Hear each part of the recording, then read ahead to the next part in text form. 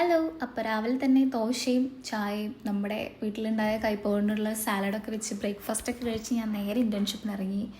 അങ്ങനെ as usual അവിടെ പോയപ്പോൾ ഞാൻ പോസ്റ്റായിരുന്നു. കുറേ സമയം പോസ്റ്റായതിനു ശേഷം അവൾ വന്നത്.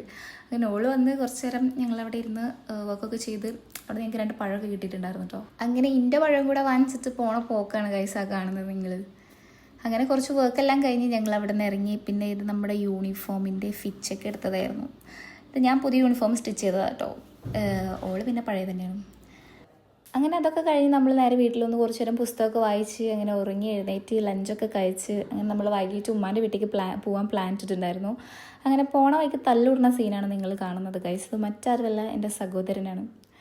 അങ്ങനെ അവിടെ എത്തിയിട്ടാണ് നമ്മൾ കാണുന്ന കാഴ്ചയാണത്. താഴെ ഈ അയിനിച്ചക്ക ഇല്ലേ, അതിങ്ങനെ പഴുത്തിട്ട് ഇങ്ങനെ താഴെ വീണ് കിടക്കുന്നുണ്ടായിരുന്നു. അതുപോലെ ഈ പഞ്ഞിമരല്ലേ, ഈ കോട്ടൻ്റെ അതിൽ നിന്ന് പഞ്ഞിയൊക്കെ ഇങ്ങനെ താഴെ വീണ് എടുക്കുന്നുണ്ടായിരുന്നു. അപ്പോൾ അതൊക്കെ എടുത്ത് ഞാൻ നോക്കിയായിരുന്നു. അങ്ങനെ അതൊക്കെ കഴിഞ്ഞിട്ടാണ് ഞാൻ വീട്ടിലേക്ക് കയറുന്നത്.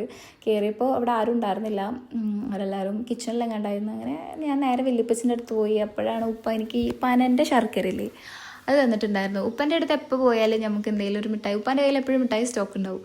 അപ്പോൾ നമ്മൾ പോയാൽ എപ്പോഴും നമുക്ക് മിഠായിയൊക്കെ തരും. അങ്ങനെ അതൊക്കെ വാങ്ങിച്ച് കഴിച്ച് കുറച്ച് നേരം അവിടെ വർത്താനൊക്കെ പറഞ്ഞിരുന്നത് നമ്മൾ നേരെ പോയത് മേലേക്കായിരുന്നു കേട്ടോ. മേലെ പോയപ്പോൾ നമുക്ക് ഈ അയിനിച്ചക്ക പറിക്കാന്നുള്ളൊരു പ്ലാനായി. അങ്ങനെ ഞങ്ങൾ പറിക്കാൻ വേണ്ടിയിട്ട് ഈ തോട്ടി അന്വേഷിച്ച് താഴെ പോയി. കുട്ടിപ്പട്ടാളങ്ങളായിരുന്നു എൻ്റെ സഹായികൾ. അങ്ങനെ ഞങ്ങൾ താഴെ പോയി ഈ തോട്ടിയൊക്കെ എടുത്തു കൊണ്ടുവന്നിട്ട് പറിക്കാൻ വിചാരിച്ചു. അങ്ങനെ ഫസ്റ്റ് തന്നെ നമുക്കൊരു പഴുത്തത് കിട്ടി, പക്ഷെ താഴെ വീണ് ബാഡിലേക്ക് അത് ചപ്പിളിയായി പോയി. അപ്പോൾ നമുക്കത് തിന്നാൻ പറ്റിയില്ല. അപ്പോൾ ഞാൻ വീണ്ടും പറിച്ച് ഒരു പച്ചയാണ് കിട്ടിയത്. പച്ച നോക്കുമ്പം നമുക്കപ്പം കഴിക്കാൻ പറ്റില്ല.